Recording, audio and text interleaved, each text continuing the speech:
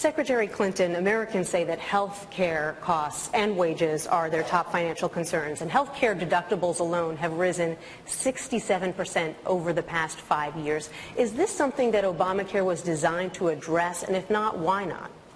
Well, look, I believe that we've made great progress as a country with the Affordable Care Act. We've been struggling to get this done since Harry Truman. And it was not only a great accomplishment of the Democratic Party, but of President Obama. I do think that it's important to defend it. The Republicans have voted to repeal it nearly 60 times. They would like to rip it up and start all over again, throw our nation back into this really contentious debate that we've had about health care for quite some time now. I want to build on and improve the Affordable Care Act.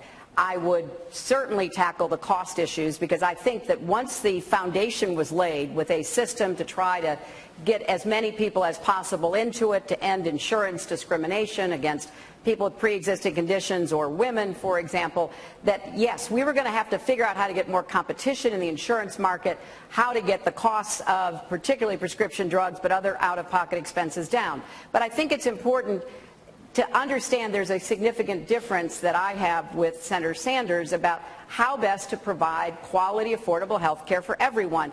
And it's a worthy debate. It's an important one that we should be engaged in. It is a worthy debate. Senator Sanders, a quick response, and then we'll get into health care again later.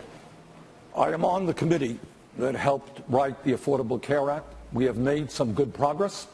Now what we have to take on is the pharmaceutical industry that is ripping off the American people every single day.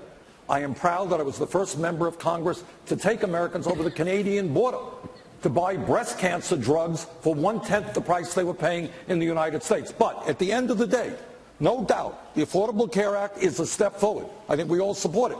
I believe we've got to go further. I want to end the international embarrassment of the United States of America being the only major country on earth that doesn't guarantee health care to all people as a right, not a privilege. And